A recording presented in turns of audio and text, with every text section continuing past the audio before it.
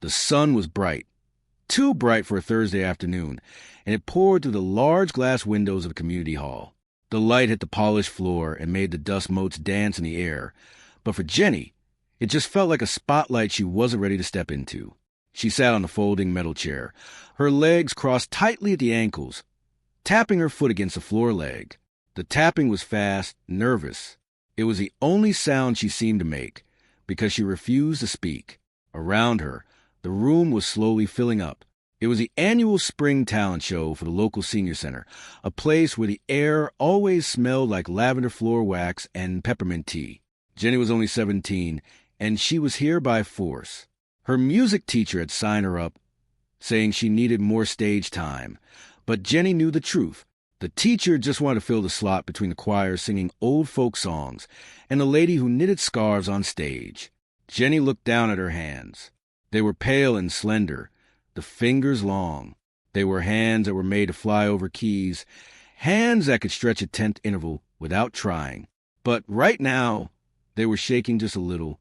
She clenched them together in her lap to stop the trembling. "You're up next, dear," a voice said. Jenny jumped. It was Mrs. Gable, the lady who organized the events. She was wearing a sweater with flowers on it and holding a clipboard that looked heavier than her purse. Mrs. Gable smiled, but her eyes were scanning the room, checking names off her list. "Just remember what we talk about," Mrs. Gable said, pointing her pen at Jenny. "Keep it light. Keep it simple. These folks like things they can hum along to. No fancy classical stuff that goes on for 20 minutes, all right? Just something sweet." Jenny nodded. She didn't trust her voice to speak. She had practiced a simple melody. It was a tune from a famous movie, slow and steady. It had no fast parts, no tricky rhythms. It was safe. It was a kind of song that blended into background, like quiet elevator music. That was exactly what Jenny wanted. She didn't want to be looked at. She didn't want to be judged. She just wanted to survive the next 5 minutes and go back to her bedroom, where she could play the hard stuff, the angry stuff, the fast stuff that no one else ever heard. A few rows away, Jenny's mom sat with her arms crossed. Her mom was a woman who believed in practical things. Math grades, science fairs, tidy rooms. Music was a hobby, not a life. Her mom caught Jenny's eye and gave a sharp nod, as if to say, "Don't embarrass us." Jenny looked away quickly. Her stomach felt like it was tied in a knot. She thought about the piano sitting in the corner of the stage. It was a good instrument, a shiny black grand piano that looked out of place among the folding chairs and potted plants. It had been donated years ago by someone who used to live in the town. The person before her finished. It was an older man playing a harmonica. He played a jaunty tune that made people smile and clap their hands. When he bowed, the applause was polite and warm. He walked off the stage, wheezing slightly but happy. And now, Mrs. Gable's voice boomed over the microphone, making the speakers hum a bit. "We have a special treat. Please welcome Jenny." Jenny stood up. Her knees felt weak, like they might buckle under her weight. The walk to the stage felt like the longest walk of her life. The carpet muffled her footsteps, but she could feel everyone's eyes on her back. She felt like a target. She climbed the 3 steps up to the platform. The piano loomed in front of her, black and shiny. The lid was propped open, reflecting the ceiling lights. She adjusted the bench, sliding it forward, then back. She sat down. The leather was cool against her legs. She looked out at the crowd. It was a sea of gray hair and glasses. People were shifting in their seats, waiting for the music to start. Some were whispering to each other. In the front row, an old man in a wheelchair sat slumped over, his chin resting on his chest. He looked asleep. He looked like he didn't care about anything. Jenny took a deep breath. She placed her fingers on the keys. C major, the friendliest key, the simplest key. She was ready to play the safe song. She was ready to be boring. But then she looked at her hands again. She remembered how she used to play when she was alone in her house late at night. She remembered the sound of the rain against her window, the thunder that used to roll in, and how she used to pound on the keys to match the storm. She remembered the feeling of the music taking over, moving her fingers faster than her brain could think. That feeling was gone now. It had been crushed under the weight of expectations, under the pressure to be good and normal. She felt hollow. The room was silent. The silence pressed against her ears, waiting. Just play something simple, she told herself. Get it over with. She pressed down on the middle C. It rang out clear and bright. Then the G. Then the E. It was the start of the simple melody. It sounded pretty, but it felt like a lie. It felt like she was reading a grocery list instead of a poem. She played through the first line. Her fingers moved correctly, hitting every note perfectly. It was flawless, and it was boring. Even to her, it sounded boring. She could see people in the audience looking down at their laps, checking their watches, or whispering to their neighbors. They were nice people, but they weren't interested. They were just waiting for the tea and cookies that would come after the show. Jenny felt a sudden spark of anger in her chest. It was small at first, like a mad strike, but it grew quickly. She was tired of being small. She was tired of hiding. She was tired of playing music that didn't mean anything. She looked at the old man in the wheelchair again. He hadn't moved. He looked so lonely there, cut off from the room. Jenny felt a sudden, strange connection to him. She felt like she was in a wheelchair too, trapped by her own fear, trapped by the simple song she was told to play. Her hands were still moving, playing the pretty, safe notes. But her mind was racing. She remembered a piece of music she had heard once, a piece that was chaotic and wild. It was music that sounded like a fight, music that sounded like a heart breaking and then healing all in the same measure. She had never tried to play it. It was too hard. It was too risky. Keep it simple, Mrs. Gable's voice echoed in her head. Jenny's left hand, which was playing the gentle bass notes of the simple song, suddenly stopped. It hovered over the keys for a split second. The right hand was still playing the melody, drifting out into the silence. The silence in the room changed. People noticed the stop. They looked up. Mrs. Gable frowned from the side of the room. Jenny stared at the keys. The black and white ivories looked back at her, challenging her. She felt a sweat break out on her forehead. She could just go back to the melody. She could finish the song. She could stand up, take a bow, and go back to her seat. She could be safe. But her fingers didn't want to be safe. They wanted to move. They wanted to fly. Without making a conscious decision, her left hand dropped down the keyboard. It hit a low, rumbling note. It wasn't part of the simple song. It was dark and deep. It vibrated through the floorboards. The old man in the wheelchair opened his eyes. He didn't move his head, but his eyes flickered. Jenny took a breath. The simple song was gone. The safe choice was dead. She felt a tremor run through her arms, not from fear this time, but from power. She was going to play something else. She was going to play the thing she had been holding back for years. She cracked her knuckles softly, a habit she tried to hide but needed right now. The audience held its collective breath. The moment stretched, thin and tight, like a rubber band about to snap. Jenny closed her eyes for just a moment, blocking out the bright sun, blocking out her mom, blocking out Mrs. Gable. When she opened them again, she wasn't looking at the keys. She was looking at something far away, something only she could see. She raised her hands high above the keyboard, poised like a hawk ready to dive. The silence of the room was no longer empty. It was full of electricity. It was waiting for the storm. The sound of that single, low note hung in the air like heavy smoke. It didn't fade away quickly, like the pretty notes from before.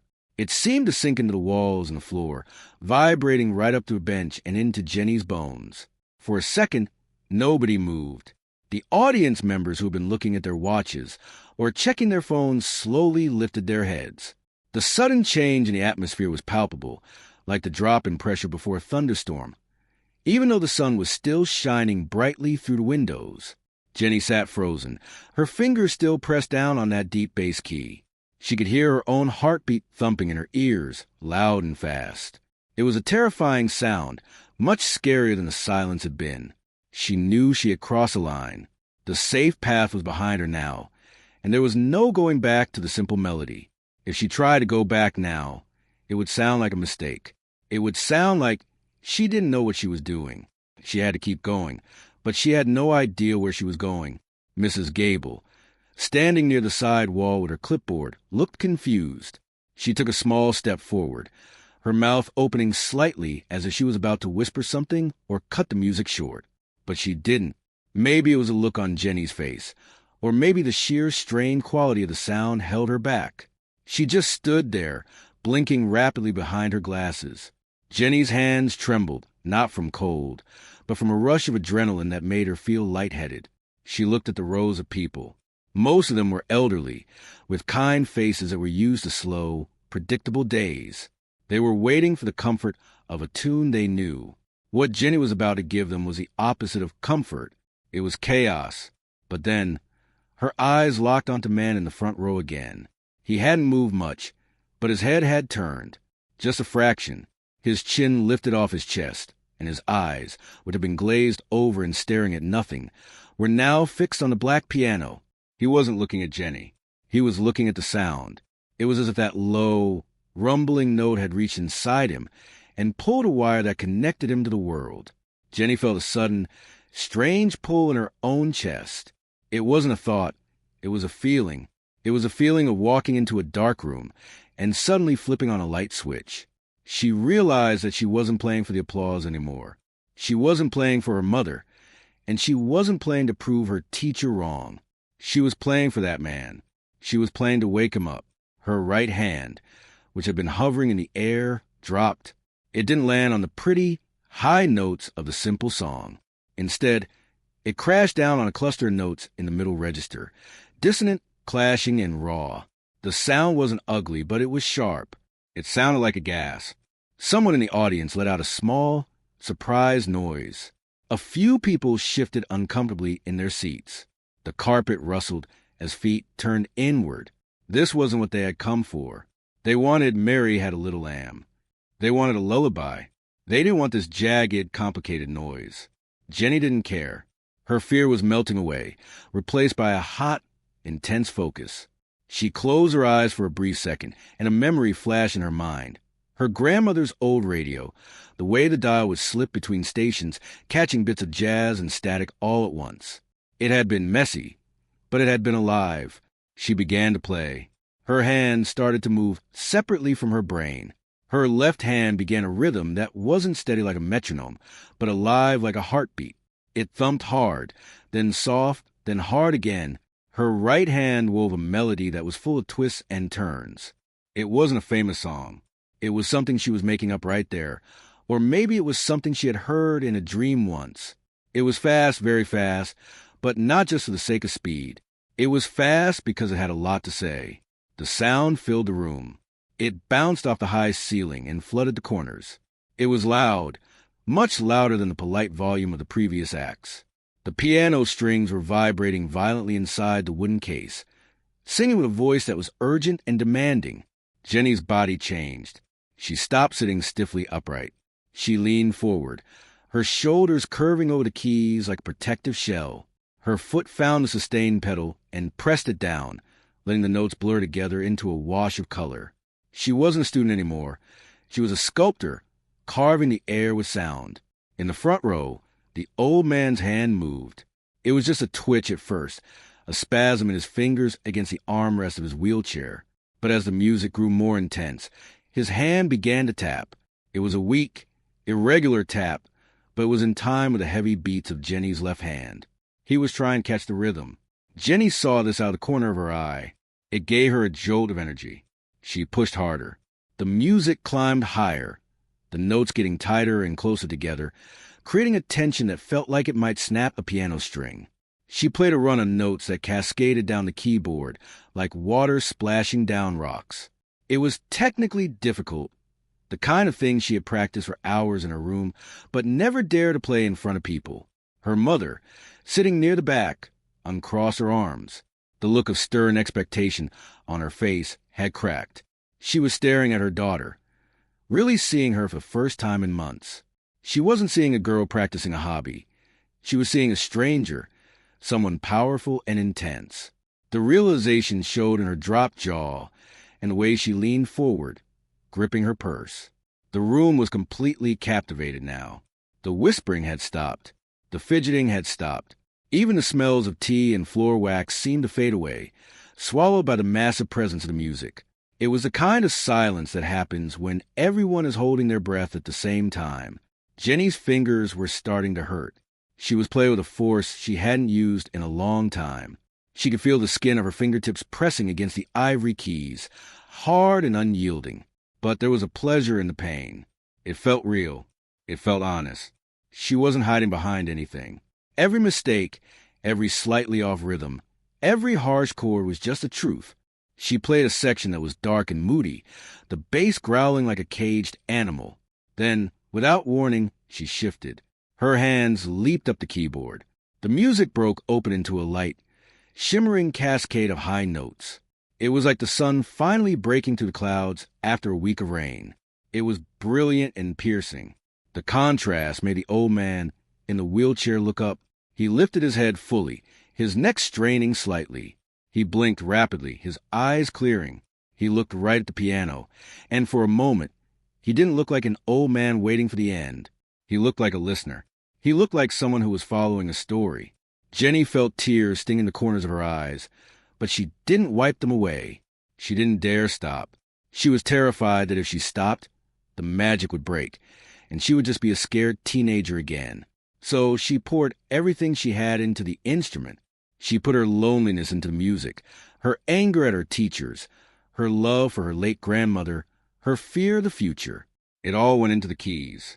The song didn't have a clear structure. It didn't have a verse and a chorus. It just flowed. It swelled like a tide and then receded, leaving behind small, delicate shells of melody before crashing back in with full force. It was confusing to the audience. Perhaps they couldn't hum along. They didn't know when to clap, but they couldn't look away. It was like watching a high-wire act without a net.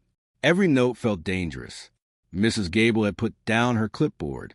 She was standing perfectly still, her hands clasped together over her chest. She looked worried, but she also looked awestruck. She realized that the simple request had been ignored, but somehow, ignoring it was the right thing to do. The room wasn't being entertained. It was being moved. Jenny's breath came in short gasps. She was getting tired, but the end of the piece was nowhere in sight. Her fingers seemed to have their own ideas now, leading her down paths she hadn't planned. She played a series of chords that were heavy and thick, stacking notes on top of each other until the sound was almost too much to bear. The piano was singing, screaming, whispering, and shouting all at once. She looked at the man one last time before she closed her eyes to dive into the final, most difficult part of the improvisation. His hand was still tapping, a little stronger now. He was with her. He was in the music. And in that moment, Jenny knew she wasn't alone. The piano wasn't just a machine.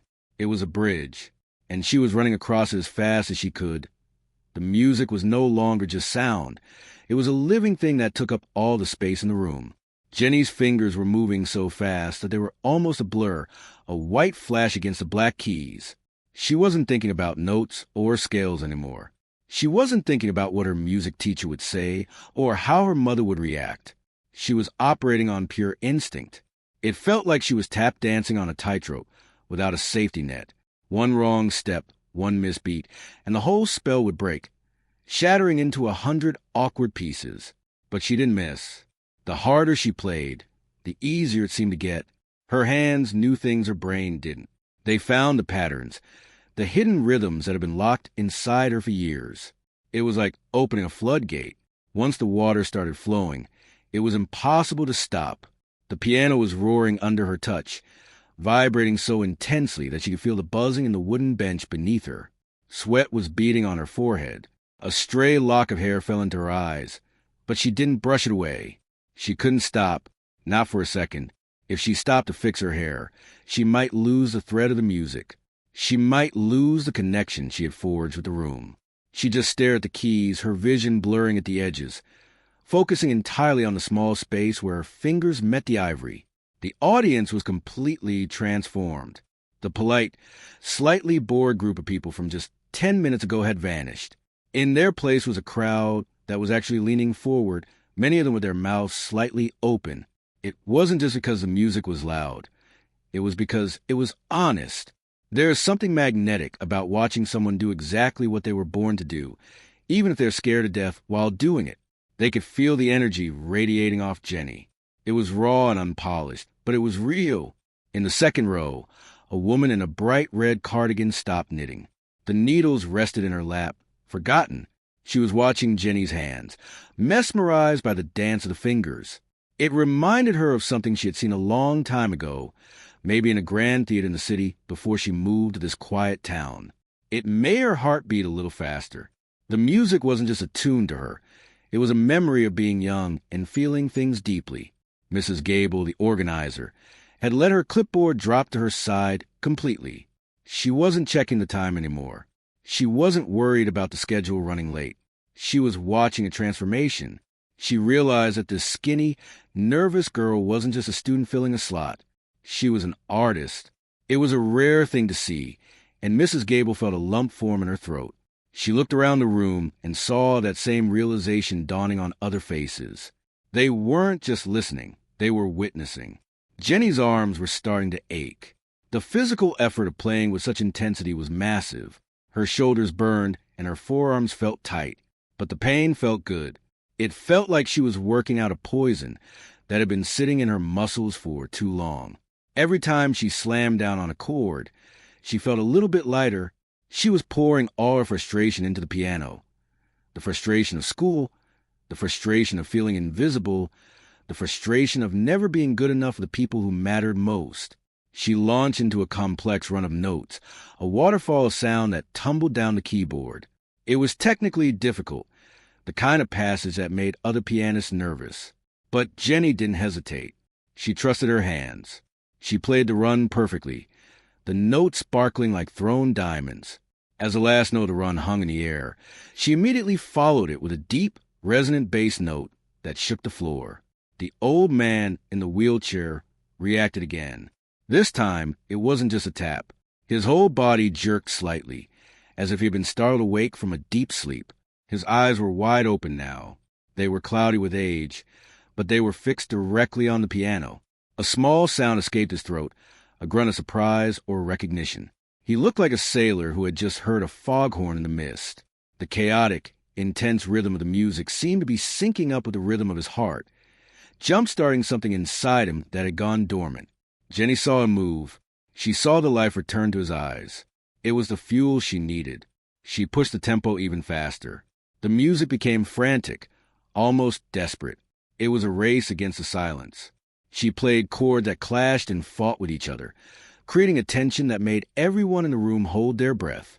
It wasn't pretty music. It wasn't background music. It was music that demanded you pay attention. Her mother stood up. She couldn't sit still anymore. She didn't know what to make of what she was hearing. It wasn't the song Jenny had practiced.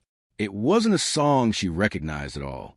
It was wild and untamed, just like the way Jenny used to play when she was a little girl before the lessons and the rules took over. Her mother felt a sudden, sharp pang of guilt. She realized she had been trying to put Jenny in a box, trying to make her fit a shape that was too small for her. She watched her daughter's face, flushed and determined, and she saw a stranger. Or maybe she was seeing her daughter for the very first time.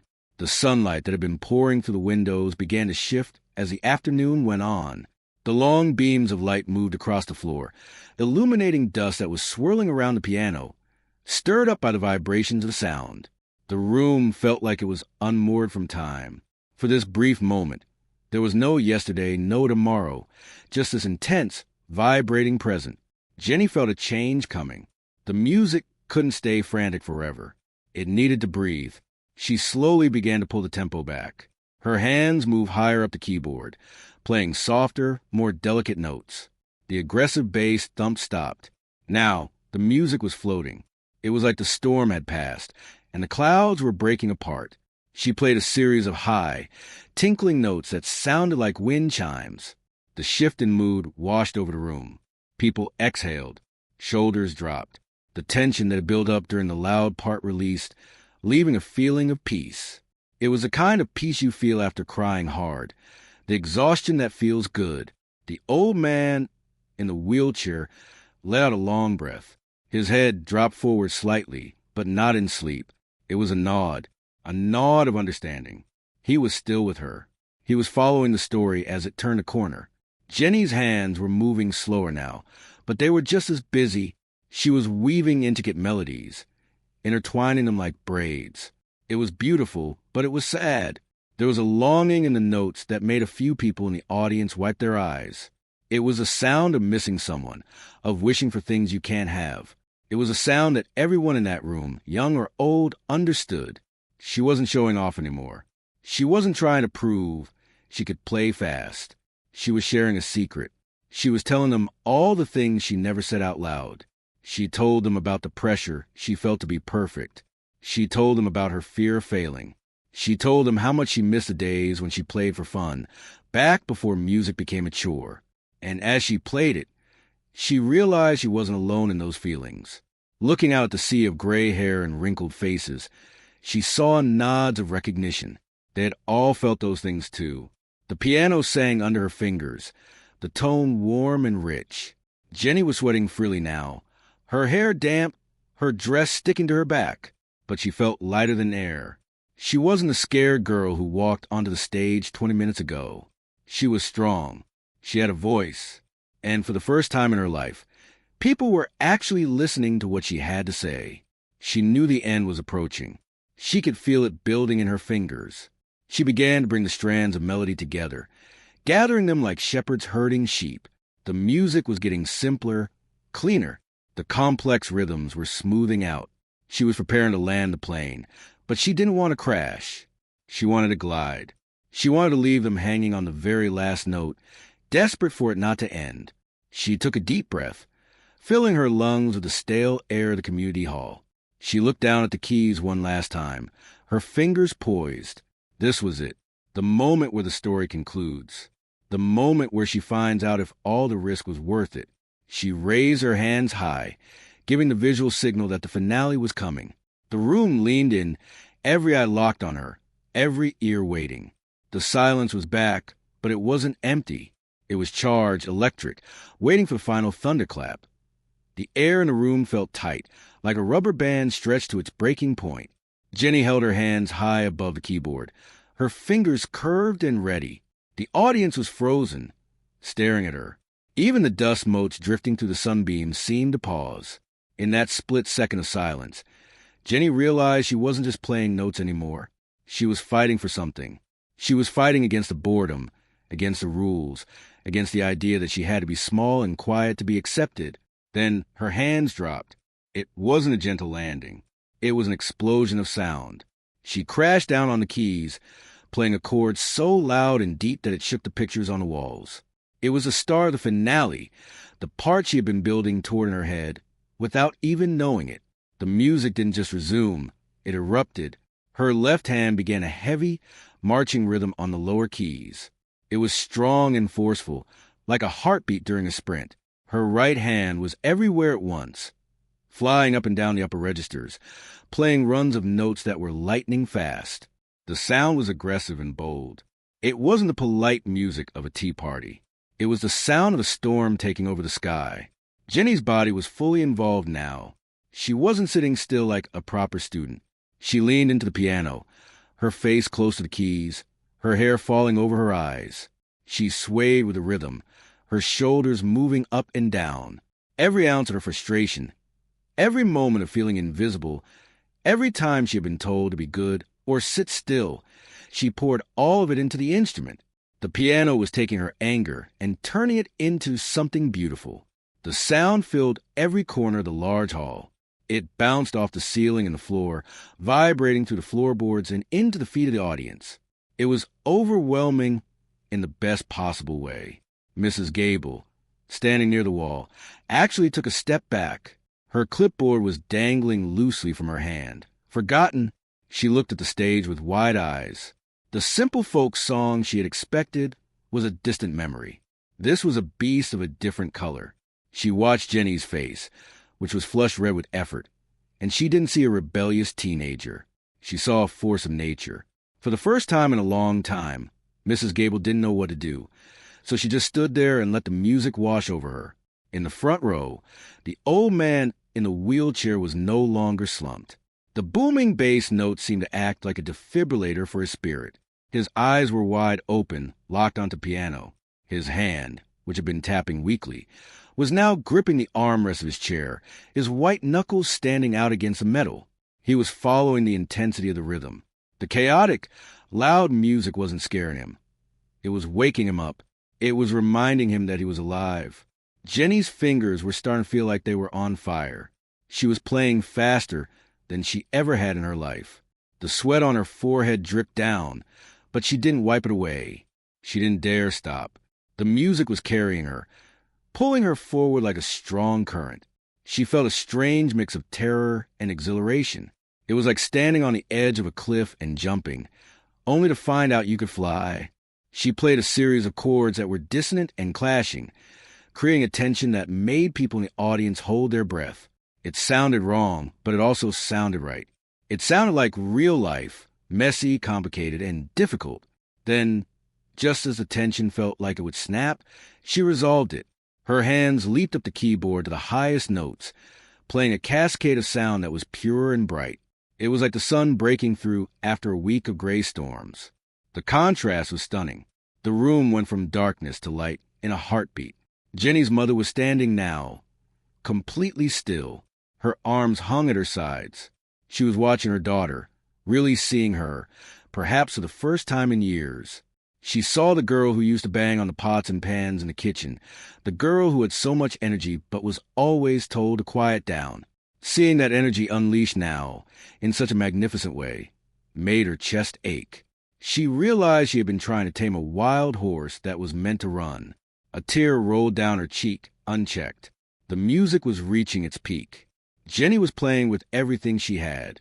She was using the pedals, making the sound swell and roar. The piano was singing, screaming, and crying all at once. It was a wall of sound that surrounded everyone in the room. There was no escape from it, and nobody wanted to escape. They were all captivated, held in the palm of Jenny's hand. She looked out at the crowd, but she didn't really see faces. She saw shapes and colors. She felt the energy of the room. It was a shared experience. For these few minutes, nobody was worrying about their doctor appointments or their bills or their aching backs. They were just listening. They were connected by the sound. Jenny felt a powerful surge of emotion. She wasn't just playing for herself anymore. She was playing for the old man. She was playing for her mother. She was playing for every person in that room who had ever felt small or ignored. She poured love into the keys, mixing it with the anger and the fear. It was a cocktail of emotions, and it tasted like freedom. Her hands were moving like independent creatures. The left hand hammered out the rhythm, driving the song forward like a train engine. The right hand danced on top, weaving melodies that were intricate and delicate one moment, and heavy and powerful the next. It was a masterpiece of improvisation. Jenny didn't know if it was technically perfect, but she knew it was true. She could feel the end coming. The energy was winding up, tightening like a coil. She started to play louder, hitting the keys with more force. The piano was groaning under the assault, but it was a happy groan. It was built for this. The old man in the wheelchair let out a sound that was half laugh, half gasp. He raised a trembling hand into the air, as if he was trying to catch the music as it flew by. He was fully present, his eyes shining. The music had bridged the gap between his lonely silence and the noisy world. Jenny saw his hand go up. It gave her the final push she needed. She launched into the last sequence of notes. It was a flurry of activity, a blur of fingers and keys. She played descending runs that crashed into deep, resonant chords. She played ascending runs that soared into the stratosphere. The tempo was breathless. Then she began to slow it down, just a fraction at first. The frantic energy started to condense. She was gathering all the threads of the song, pulling them together for the final conclusion. The volume began to drop, but the intensity didn't. The notes became fewer, but they were heavier, more meaningful. She played one last, dramatic chord that seemed to hang in the air forever. It was a C major chord, but it wasn't simple. It was huge and open, filled with all the emotion she had left. Her foot pressed down on the sustain pedal, letting the chord ring out and fill the room. And then silence. Jenny pulled her hands away from the keys and placed them in her lap. She sat up straight, her chest heaving. She was gasping for air, sweat dripping down her face. Her heart was pounding so hard she could hear in her ears. The ringing of the piano chord faded slowly, echoing in the high ceiling, until it was completely gone. The room was absolutely still. No one moved. No one spoke. The silence was heavier now than it had been before she started. It was a sacred silence. It was a silence you feel after a powerful thunderstorm has passed, when the world is washed clean, and you are just glad to be alive. Jenny sat there, waiting, terrified and exhausted, wondering what would happen next. The silence that followed wasn't empty. It was heavy and thick, filling the room like water fills a glass. It pressed against Jenny's ears, making them ring. Her heart was still hammering against her ribs, a frantic drum solo that seemed deafening in the quiet. She sat on the bench, her hands resting on her legs, staring at the black and white keys. They looked perfectly still now, as if they hadn't just been responsible for the storm that had torn through the room. Jenny couldn't breathe. She felt like she was underwater, waiting for permission to come up for air. Her mind was racing. What had she just done? She had ignored the instructions completely. She had promised a simple, pretty tune, and instead, she had unleashed a chaotic, loud, and emotional roller coaster. She had been loud. She had been messy. She had been raw. Now, the fear came rushing back in the absence of the music. She slowly turned her head to look at Mrs. Gable. The organizer was standing near the wall, her mouth slightly open, her clipboard hanging loosely at her side. She wasn't smiling, but she wasn't frowning either. She looked like someone who had just seen a ghost, but in a way that wasn't entirely bad. She looked stunned. Jenny's eyes scanned the front row. The old man in the wheelchair was the first to move. He let out a long, shuddering breath, the kind of breath you let out after you've been holding it for too long. Slowly, his hand uncurled from the armrest where it had been gripping so tight. He looked up, and his eyes found Jenny's. They were wet, shining under the bright lights. He didn't say a word. He just looked at her, and then, with a shaky hand, he raised a few inches off the armrest and gave a small, slow salute. It wasn't a military salute. It was a salute of respect. It was a recognition from one human being to another that he had felt something real. That small gesture broke the spell. A woman in the second row, the one who had stopped knitting, let out a loud, "Oh!"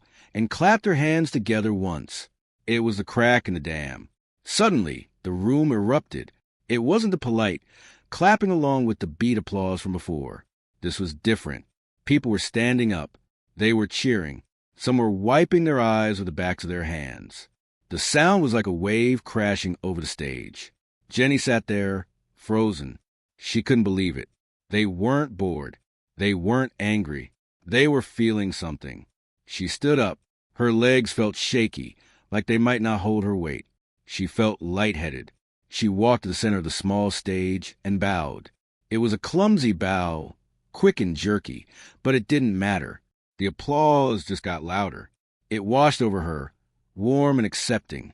She looked out into the crowd and saw her mother. Her mom was standing, too, but she wasn't clapping loudly. She had one hand over her mouth, and her eyes were shining with tears. When she saw Jenny looking, she lowered her hand and mouthed the words, "That was you?" It wasn't a question. It was a realization. For the first time, Jenny felt like her mother really saw her. Not as a quiet student, not as the obedient daughter, but as a person with fire inside her. Jenny felt a lump form in her own throat. She had been so worried about playing the right notes, about being perfect, that she had forgotten that music was about connection. She had connected with them. She had woken them up. And in doing so, she had woken herself up. Mrs. Gable walked onto the stage. The applause quieted down a little, but people were still murmuring and smiling. Mrs. Gable didn't look at her clipboard. She walked right up to Jenny and wrapped her in a hug. It was a tight, surprising hug. Mrs. Gable smelled like lavender and peppermint, a scent that usually meant boredom to Jenny, but now it just smelled like comfort. "I have no idea what that was," Mrs. Gable whispered into Jenny's ear, "but it was exactly what we needed." Jenny pulled back, blinking in surprise. I was supposed to play something simple," she stammered, her voice sounding rusty. Mrs. Gable laughed, a bright, genuine sound. "Simple is safe, dear. But safe doesn't make people cry. Safe doesn't make them feel alive. You played the truth. Don't apologize for the truth." Jenny nodded, a small smile starting to tug at the corners of her mouth. The knot in her chest, the one that had been there for months, was loosening. She felt lighter. She walked off the stage, down the 3 steps. As she moved through the crowd, people reached out to pat her arm or touch her shoulder. They didn't say much, just a good job or a wow, but their touches were electric. They were connecting with her, treating her like a peer, not just a kid performing a trick. When she finally reached the back of the room where her chair was, she sat down. Her hands were trembling again, but this time it wasn't from fear. It was from the rush of adrenaline leaving her body. She looked at her palms. They were pink and warm. The next act was called up. It was a man playing an acoustic guitar, singing a gentle song. It was a nice performance, pleasant and calm, but the energy in the room had changed. There was a new layer in the air now. People were still whispering about the piano girl. They were comparing notes on how they felt during the performance. I haven't felt a shiver like that in years. Jenny heard an elderly man whisper to his wife 2 rows up. It reminded me of when I was young. The wife whispered back. It reminded me of how it feels to want something so bad it hurts. Jenny listened, and a sense of peace settled over her. She realized that she hadn't just played for herself. She had played for all of them. She had played the memories they couldn't express anymore. She had given them a voice. She looked back at the piano one last time. It sat on the stage, black and shiny, innocent looking. It was just a machine made of wood and wire and metal. But in the right hands, in the hands of someone willing to be vulnerable, it was a portal to another world. It was a way to speak, without words. Her mother sat down next to her and took her hand. "You were amazing," she said softly. "I've never heard anything like that." "Was it too much?" Jenny asked, her voice small. Her mother squeezed her hand tight. No, it was exactly enough. It was more than enough. Jenny leaned back in the metal chair and let out a long breath. She watched the guitar player finish a song. She listened to the polite applause that followed. It was nice, but it was different from hers. Her applause had been a release. It had been a communal exhalation. She knew things wouldn't magically be perfect now. She would still have to go to school. She would still have to deal with pressure and expectations. She would still have moments where she felt small and scared. But she knew one thing for sure. She would never play just to be safe again. She knew now that the mistakes, the loud notes, and the messy parts were where the life was. The perfection wasn't the point.